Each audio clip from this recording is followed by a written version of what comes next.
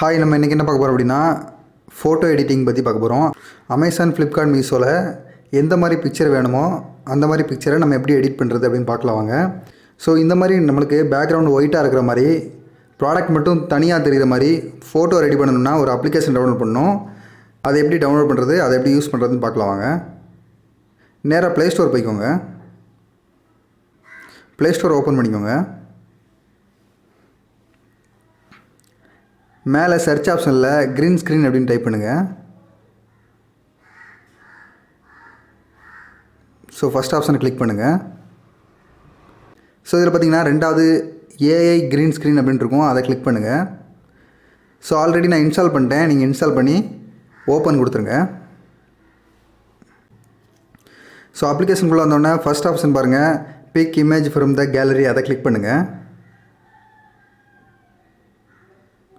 So இதில் உங்கள் ஃபோட்டோஸ்லாம் இருக்கும், அதை செலக்ட் பண்ணிக்கோங்க. அதாவது நீங்கள் க்ரீன் மேட்டுக்கு கீழே வச்சு எடுக்கணும், இல்லை ப்ளூ மேட்டுக்கு கீழே வச்சு எடுக்கணும். அதாவது நீங்கள் உங்கள் ஜவுளி கடையில் பார்த்தீங்கன்னா ப்ளவுஸ் துணி அப்படின்னு சொல்லி வச்சுருப்பாங்க. க்ரீன் கலரில் ஒரு 50 ரூபா தான் வரும், க்ரீன் கலரில் ப்ளூ கலரில் அந்த மாதிரி வச்சுருப்பாங்க.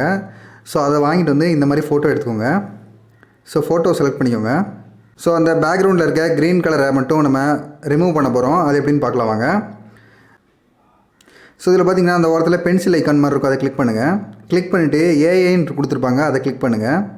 கிளிக் பண்ணிவிட்டு ஸோ இதில் கிளிக் பண்ணிங்கன்னா ஏஐ க்ரோமா அப்படின்னு கொடுத்துருப்பாங்க, க்ரோமாவை கிளிக் பண்ணிக்கோங்க. கிளிக் பண்ணிவிட்டு பார்த்தீங்கன்னா இதில் உங்களுக்கு என்ன கலர் மேட் வச்சுருக்கீங்க, அதாவது பின்னாடி பேக்ரவுண்டில் ப்ளூ வச்சுருக்கீங்களா, ரெட் வச்சுருக்கீங்களா, இல்லை க்ரீன் வச்சுருக்கீங்களா அப்படின்னு கேட்பாங்க. நான் வந்து இந்த கீன்னு இருக்க ஆப்ஷனில் க்ரீனை செலக்ட் பண்ணிவிட்டு டன்னுங்கிற அந்த ஆப்ஷனை கொடுத்துட்றேன். ஸோ இப்போ பார்த்தீங்கன்னா அந்த ஃபோட்டோ மட்டும் நமக்கு செலக்ட் ஆயிடுச்சு. ஸோ அந்த ஏரோவை கொடுத்து பேக்கில் வந்துடுங்க. மேலே பாருங்கள் பேக் ஏரோ இருக்கும், அதை கொடுத்து பேக்கில் வந்துடுங்க. ஸோ நம்ம ஃபோட்டோ செலக்ட் பண்ணி வச்சு, ஆனால் இதில் ஒரு சின்ன பிரச்சனை என்ன அப்படின்னா, க்ரீன் கலரில் உள்ள அந்த நம்ம ஃபோட்டோக்குள்ளே க்ரீன் கலரில் நிறையா ஆப்ஷன்ஸ் இருக்குது. அங்கே டயல் பண்ணுற ஆப்ஷனும் க்ரீனில் இருக்குது. ஸோ க்ரீனுக்கு க்ரீன் அப்படிங்கும்போது பேக்ரவுண்ட் மட்டும் இல்லை, ஸோ உங்கள் ஃபோட்டோஸில் இருக்க க்ரீன் கலர் போகிறதுக்கு வாய்ப்பு இருக்குது. ஸோ அதனால் க்ரீன் கலரில் உங்கள் ப்ராடக்ட் இருந்தது அப்படின்னா ப்ளூ கலரை நீங்கள் செலக்ட் பண்ணிக்கோங்க. பின்னாடி பேக்ரவுண்டு ப்ளூ கலர் மேட்டை வச்சு நீங்கள் எடுக்கணும். ஸோ நம்ம இப்போ பேக்கில் போயிடலாம். பேக்கில் போய் இந்த எடிட்டிங்கை ஸ்டாப் பண்ணிடலாம். பேக்கில் போய்க்கோங்க. ஸ்டாப் எடிட்டிங் அப்படி கிளிக் பண்ணிக்கோங்க. பிக் இமேஜ் ஃப்ரம் கேலரி அப்படின்னு இருக்கும், அதை கிளிக் பண்ணிக்கோங்க. இப்போ பாருங்கள், நான் வந்து ப்ளூ மேட்லேயும் எடுத்து வச்சுருக்கேன் ஃபோட்டோஸு. அந்த ப்ளூ மேட்டை செலக்ட் பண்ணிக்கலாம். ஸோ அதே மாதிரி நம்ம இப்போ குரோமோ கீ கொடுத்துடலாம். பென்சில் ஐக்கானை கிளிக் பண்ணிக்கோங்க. கிளிக் பண்ணிவிட்டு ஏஐ கிளிக் பண்ணுங்கள். ஸோ குரோமாவை செலக்ட் பண்ணிக்கோங்க.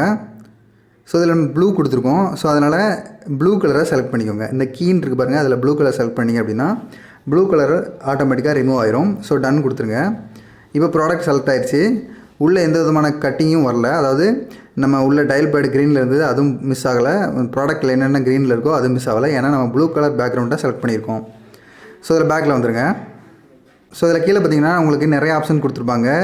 பேக்ரவுண்ட் ரிமூவ் பண்ணுற ஆப்ஷன் கொடுத்துருப்பாங்க. ஸோ இதில் இப்படி ஸ்க்ரோல் பண்ணிட்டே இருந்தீங்கன்னா இங்கே பாருங்கள், இதில் வந்து பேக்ரவுண்ட் வந்து ஒன்றுமே இல்லாத மாதிரி கொடுத்துருக்காங்க, அதை கிளிக் பண்ணிக்கோங்க. ஸோ இதை கொடுத்தீங்க அப்படின்னா பேக்ரவுண்டில் பிளாக் ஆகும். ஸோ இதை கொடுத்தீங்க அப்படின்னா பேக்ரவுண்டில் க்ரீன் ஆகும். ஸோ பார்த்துக்கோங்க.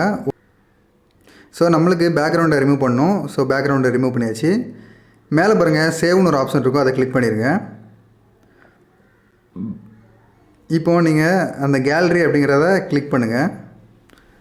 இப்போ உங்கள் கேலரிக்குள்ளே போய் பார்த்தீங்கன்னா, ஸோ இந்த பேக்ரவுண்ட் ரிமூவ் பண்ண ஃபோட்டோவை நம்ம எப்படி அமேசான், ஃப்ளிப்கார்ட், மீஷோவில் லிஸ்டிங் பண்ணுறதுக்கு ஏற்ற மாதிரி சைஸில் எடிட் பண்ணுறது அப்படிங்கிறத பார்க்கலாம். ஸோ நம்ம ப்ளே ஸ்டோருக்குள்ளே போய்க்கலாம். ஸோ ப்ளே ஸ்டோரில் போய்ட்டு பிக்சல் லேப் அப்படின்னு டைப் பண்ணுங்கள். ஸோ பிக்சல் லேப்னு டைப் பண்ணிங்கன்னா இந்த மாதிரி தான் வரும். ஸோ இது ஆல்ரெடி நான் டவுன்லோட் பண்ணி இன்ஸ்டால் பண்ணிட்டேன். ஸோ நீங்களும் டவுன்லோட் பண்ணி இன்ஸ்டால் பண்ணிக்கோங்க. ஓப்பன் கொடுத்துடலாம். ஸோ இதை கீழே ஸ்க்ரோல் பண்ணிட்டீங்கன்னா உங்களுக்கு ஒயிட் பேக்ரவுண்ட் கொடுத்துருப்பாங்க, அதை கிளிக் பண்ணிக்கோங்க. ஸோ இதில் சைஸுன்னு சொல்லி கொடுத்துருப்பாங்க. இங்கே பாருங்கள் 4வது ஆப்ஷன், அதை கிளிக் பண்ணுங்கள். இதில் இமேஜ் சைஸுன்னு இருக்கும், அதை கிளிக் பண்ணுங்கள். இதில் 1000x1000 வைங்க.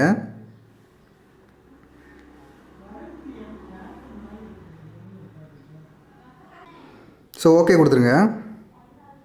ஸோ நம்ம இப்போது க்ரீன் ஸ்க்ரீன் மூலமாக நம்ம பேக்ரவுண்ட் ரிமூவ் பண்ண ஃபோட்டோவை எடுத்துக்கலாம்.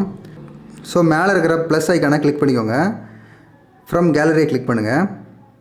ஸோ இதில் ஏஐ க்ரீன் ஸ்க்ரீன் அப்படின்னு இருக்கும், அதை செலக்ட் பண்ணுங்கள்.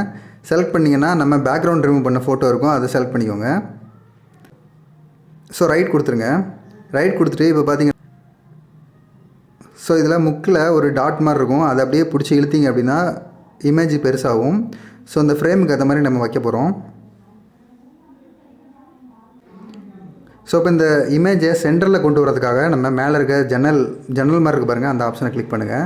இதில் பாருங்கள் கீழே மேக்னெட் மாதிரி இருக்கும், அதை கிளிக் பண்ணுங்கள். இப்போ பாருங்கள் இந்த ஃபோட்டோ வந்து சென்டரில் இருக்குது. ஸோ இந்த ரெட் கலரில் காமிச்சதுன்னா உங்களுக்கு சென்டரில் இருக்குதுன்னு அர்த்தம். ஸோ வச்சாச்சு. ஸோ வச்சுட்டு நீங்கள் அந்த ஜன்னல் ஆப்ஷனை அன்டிக் பண்ணிடுங்க. ஸோ பார்த்திங்கன்னா உங்கள் ப்ராடக்ட் இமேஜ் ரெடி ஆயிடுச்சு. ஸோ பேக்ரவுண்ட் இல்லை, ஒயிட் பேக்ரவுண்டு தான் இருக்குது. ப்ராடக்ட்டை மட்டும் தனியாக துண்டாக காமிக்குது. ஸோ இப்போ நம்ம சேவ் கொடுத்துடலாம். மேலே இருக்கிற சேவ் அப்படிங்கிற ஆப்ஷனை கிளிக் பண்ணிக்கோங்க. ஸோ இதில் சேவஸ் இமேஜ் அப்படிங்கிறத கிளிக் பண்ணுங்கள். ஸோ இதில் ஜேபிஜே நோ ட்ரான்ஸ்ஃபர்மேஷன் அதை செலக்ட் பண்ணிக்கோங்க. அதுக்கடுத்து கீழே பாருங்கள் டைமென்ஷன் வந்து கஸ்டம் கொடுத்துருப்பாங்க, அதை செலக்ட் பண்ணுங்கள். செலக்ட் பண்ணிவிட்டு அல்ட்ராவில் கொடுங்க. ஸோ இப்போ சேவ் கேலரி கொடுத்துருங்க. ஸோ இப்போ ஆட்டோமேட்டிக்காக உங்கள் கேலரியில் போய் சேவ் ஆயிரும். ஸோ பார்த்திங்கன்னா ப்ராடக்ட் இமேஜ் ரெடி ஆயிடுச்சு. இந்த மாதிரி தான் உங்கள் க்ரீன் ஸ்க்ரீன் மூலமாக உங்கள் பேக்ரவுண்டை ரிமூவ் பண்ணி அமேசான், ஃப்ளிப்கார்ட், மீஷோவில் வந்துட்டு நீங்கள் லிஸ்டிங் பண்ணிக்கலாம். ஸோ உங்களுக்கு எந்த விதமான ப்ராடக்ட் இமேஜ் ரிஜெக்ஷனும் வராது.